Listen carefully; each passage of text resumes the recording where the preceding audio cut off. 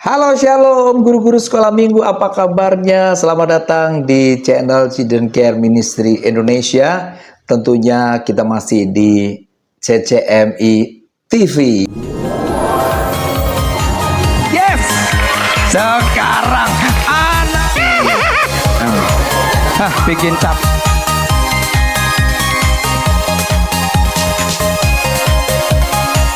Pindah ke Bunda, pindah ke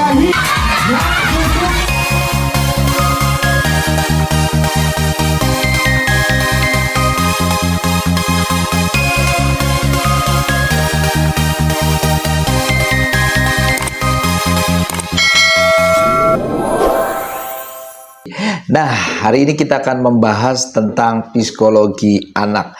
Tapi sebelum kita bahas lebih jauh, jangan lupa kakak-kakak yang hari ini ada di channel ini dan belum subscribe, yuk subscribe dulu, klik loncengnya, agar kakak-kakak bisa mendapatkan notifikasi ketika ada video-video terbaru.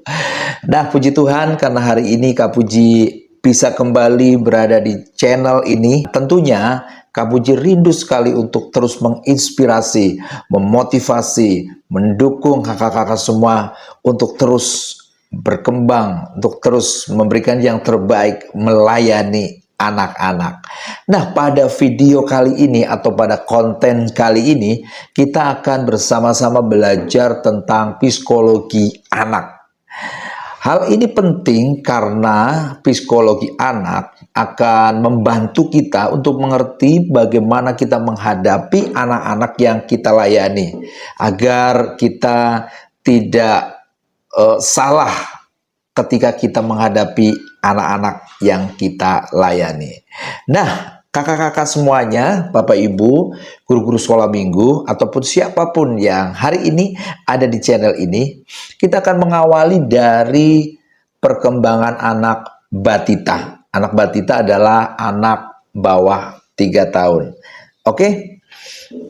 Nah, anak batita, perkembangan tubuhnya, mereka itu senang kegiatan yang melatih otot. Jadi anak-anak batita itu sedang menyenangi kegiatan yang melatih ototnya. Ya, angkat-angkat beban, ya kan? Apapun yang ada diangkat. Ya, kadang-kadang kursi didorong-dorong, meja didorong-dorong, apapun yang ada di depannya dia angkat, ya kan? Walaupun nggak kuat dia angkat. Nah, kenapa? Karena anak batita itu sedang senang-senangnya kegiatan yang melatih otot. Itu perkembangan tubuhnya. Perkembangan tubuh yang kedua adalah dia sedang bermain dengan asik. Makanya anak-anak batita itu kalau dia lagi mainan mobil-mobilan lah, atau masak-masakan, ya, atau apapun yang sedang dia mainkan, dia main dengan asik, ya kan? Seakan-akan dunianya itu hanya milik dia, ya kan? Siapapun yang ada di sekelilingnya dia cuekin. Dan jangan coba-coba ketika mainannya diambil, dia bisa teriak dan dia bisa nangis dan dia bisa marah. Kenapa? Karena ketika dia asik diganggu. Yang kedua, dia belum bisa mengkoordinir otot dan panca indera dengan baik. Oleh karena itu, guru sekolah minggu atau siapapun jangan taruh hal-hal yang membuat bahaya. Misalnya, jangan taruh gelas, atau kalau kasih minum jelasnya jangan gelas yang gampang pecah, misalnya kaca gitu ya. Bolehlah pakai gelas plastik atau botol plastik. Lalu kemudian hal-hal yang lainnya seperti gunting, korek api, jangan ada di sekitar itu. Kenapa? Karena dia tidak bisa mengordinir panca inderanya. Belajar fungsi panca indera melalui pengalaman. Nah, bagaimana agar dia tahu kalau itu panas, kalau itu dingin, kalau itu keras? Ya dia pegang, ya kan? Maka dari itu kalau kita taruh lilin, kita nggak bisa bilang, awas ya itu panas. Dia nggak bisa. Tapi ketika dia menyentuh, baru dia tahu kalau itu panas. Panas gitu ya. Gunting, dia nggak tahu kalau gunting itu berbahaya. Tapi ketika dia pegang-pegang lalu kena kulitnya dan berdarah, sakit, baru tahu kalau gunting itu berbahaya. Itu adalah perkembangan tubuhnya. Sekarang perkembangan jiwanya. Anak batita itu aman dalam keluarga, bahkan kadang-kadang berlebihan. Dia senang dengan mamanya, dia senang dengan ayahnya.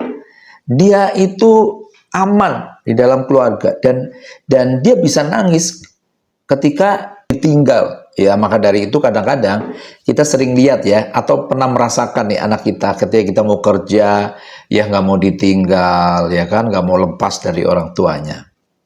Maka dari itu, kalau ada anak batita yang nggak bisa ditinggal di sekolah minggu, ya kita jangan langsung marahin, ya, tapi dicoba dengan lembut, ya, dicoba dulu. Ya mungkin hari pertama orang tuanya atau mbaknya atau susternya boleh temani dulu. Setelah itu pelan-pelan bisa ditinggal, ya. Yang selanjutnya adalah egosentris. Apa itu? Egois. Semuanya miliknya.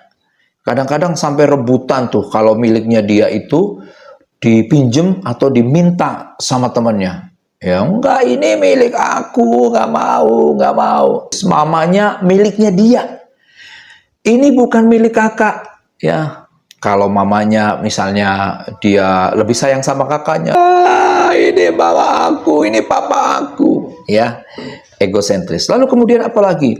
Dia belajar arti kerjasama. Dia belum bisa bekerja sama, tapi dia lagi belajar bagaimana berbagi. Ini buat kamu ya, gitu ya. Oleh karena itu, guru-guru sekolah minggu, papi mami atau siapapun, ajarin anak-anak untuk berbagi. Kalau punya dua, satu buat teman kamu ya, gitu ya. Lalu kemudian apalagi? Waktu konsentrasinya terbatas. Perhatikan baik-baik guru-guru sekolah minggu, jangan cerita terlalu lama. Kenapa? Karena anak batita itu konsentrasinya terbatas. Jangan sampai kakak-kakak cerita 30 menit, 1 jam di anak kelas batita. Wah, udah ya, dia ribut, dia nangis. Ya, jangan terlalu lama. Lalu kemudian apalagi? Pembendaharan katanya masih terbatas. Dia belum bisa ngomong, halo, halo kakak. Dia masih, halo tata, obil, ya, ainung, aus. Ya, tapi kakak-kakaknya jangan ikut-ikutan. Jadi ada guru sekolah minggu yang dia pikir karena dia kata-katanya terbatas, lalu dia bilang gini, ih anak tapati, ih udah pintel ya, udah pintel ya.